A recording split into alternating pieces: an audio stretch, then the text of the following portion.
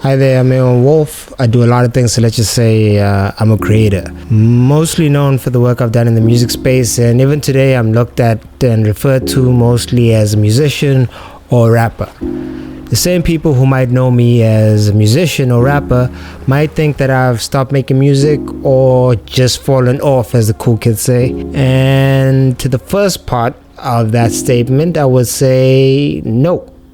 I haven't stopped making music. I've been making music. I always will make music. It's whether I promote that music, that's the question. But in terms of making music, it's an intrinsic part of me, and I'll never stop because it's a spiritual thing for me, and it's just a part of who I am. It's like breathing. It's an expression and an extension of me, and I'll always do it. Whether I share it or promote it in the bigger scheme of things, that's questionable. But in terms of making music, I think I always will. So that part is a no. And to the second part, have I fallen off? The simple answer to that would be yes, I have fallen off. And I actually think I'm loving it. And if you're experiencing or know of someone who might be falling off, you shouldn't be scared of it, and should rather take it as a compliment if someone says you fell off. Because in my case, it actually has played out really well, and the statement is not taken as what it's meant to be. Rather, I take it for what it is. It's a compliment. And as much as this might sound fuzzy and weird and stuff, I'm not trying to be all clever. I'll explain my logic. Let's start here. What is falling off? What is the definition of fell off or fallen off? We could take a look at a couple dictionary descriptions. You just type them in here.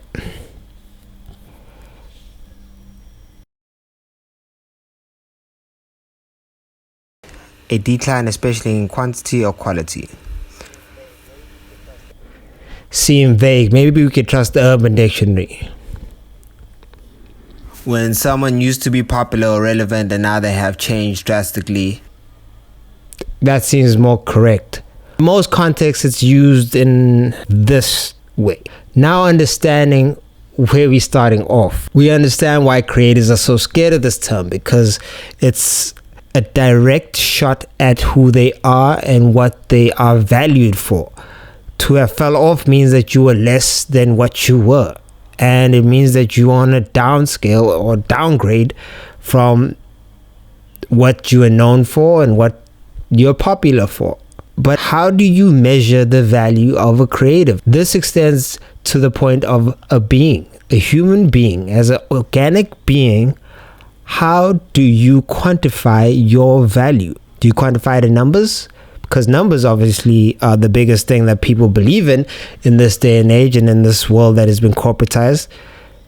Because men lie, women lie, numbers don't. Therefore, everyone trusts the numbers. And that is just how the world works right now. Let me use a couple examples. Let's refer to Nature Aewon. Hi.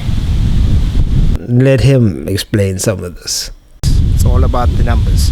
And if you look at what we gauge ourselves against, it's all metrics and numbers. If you're looking for a video to watch, you probably look at the numbers first to decide if you're going to watch this. Favorite artists, you're looking at their album sales and saying, well, are they still relevant or still popping? And if they don't produce the same numbers, you probably start accepting that they are falling off or not as good. It continues with everything. And this concept works really well in the corporate world. If machine A produces 100 items in a space of 10 minutes and machine B produces only 10 items in a space of 10 minutes, then you're definitely going to go with machine A because it's producing a lot more in the space of time. So therefore the metrics help you in deciding which machine to use. But let me explain to you how this is not a good concept when it comes to being human or being organic, especially as a creative and probably in any space in life. You are not a machine. Let's start there. Your value is not in your ability to produce a certain amount of things in a certain amount of time. Not how organic things work. A tree, for example. A tree is organic. A tree is planted as a seed, it grows and produces fruit. But if you want to measure its value based on how much fruit it produces in the time when it's still a seed or a sapling, it's a failure. You will say it's not an effective tree, but it's not how it works, because it has a season in which it produces, and when it produces in that season, it needs those periods of growth and the autumn or the winter seasons to shed leaves and grow even further, and then reach a point at which it actually produces fruit. Do you cut the tree down if it doesn't produce fruit? But then it provides shade as well. It actually might be a part of an ecosystem that actually plays a part in making another tree produce better. So if you cut that tree down, you might affect another tree's production. So it's difficult to gauge in one go. And that's the important distinction between organic and machines. Okay, you're not convinced yet, still want to judge yourself and others based on numbers? Okay, let's look at those numbers that you trust so much. Here's a few questions I feel that you need to ask yourself. Number 1, can or should you trust these numbers? Let's start here.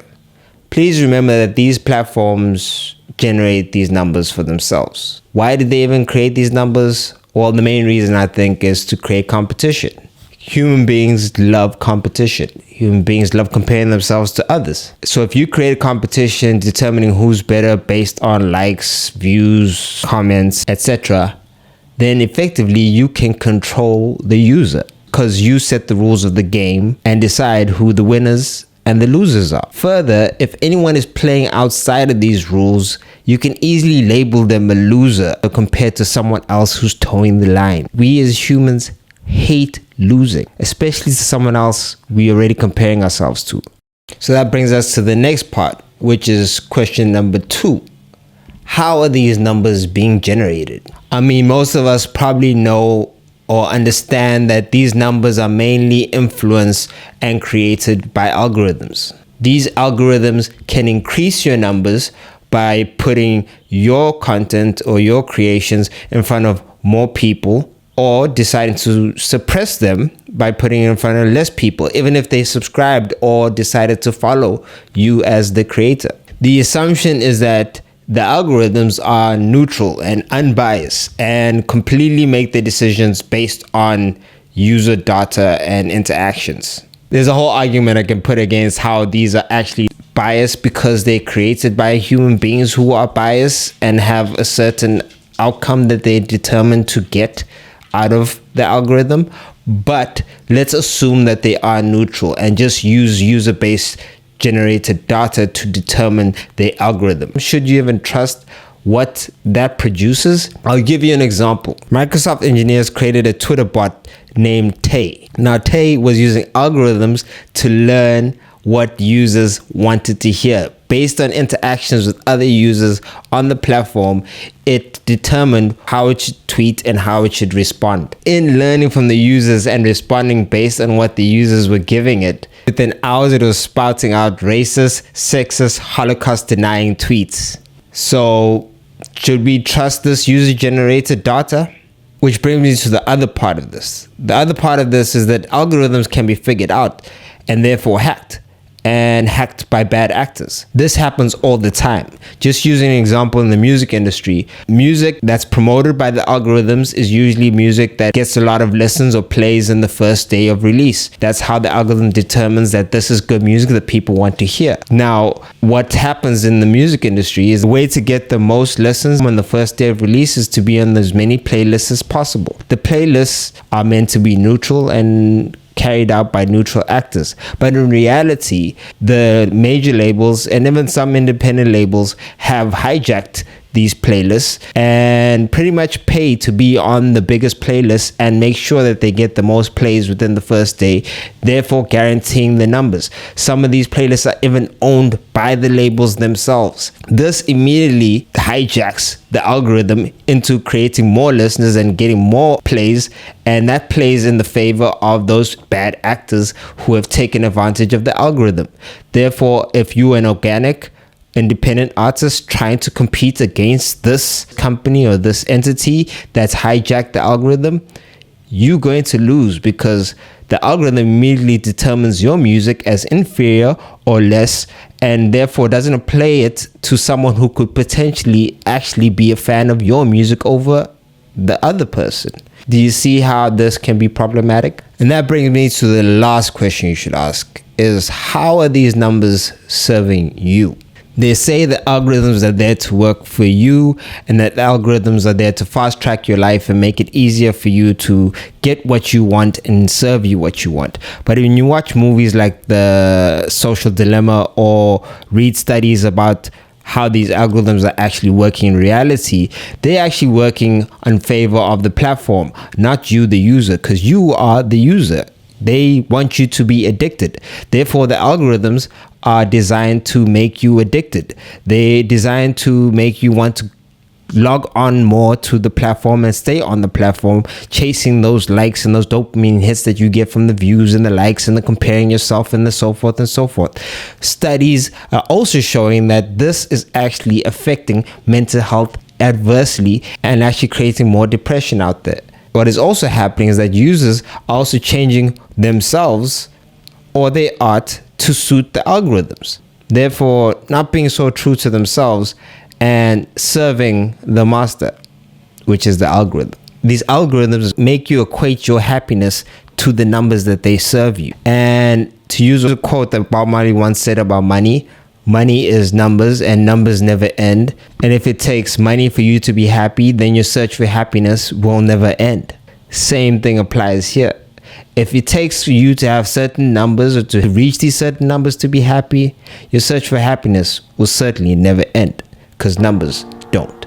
So finally, in conclusion, I want to bring this back to myself, my personal experience, and how I fell off, and actually I'm loving it. So back in 2016, when my numbers were at an all-time high and I was a rising star in the South African music industry, you would definitely say that this is the period that people would compare myself to as being the on Aewon Wolf versus this fell off Aewon Wolf. It's around this time when I had two traumatic life experiences happen to me that changed my whole perception of life. At the end of this year, in the beginning of 2017, I started my journey. If you want to know what those experiences were, there's a documentary called Perfect. You can find that somewhere on YouTube.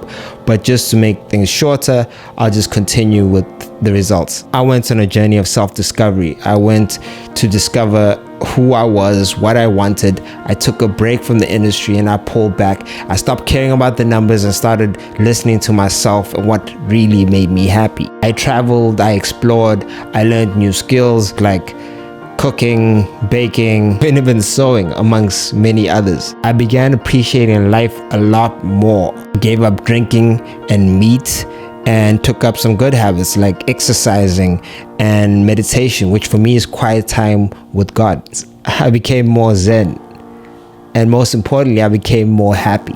All of this going on, if I determine my value based on numbers, I would be very worried, because in this time my numbers were actually decreasing and getting a lot lower than they were before.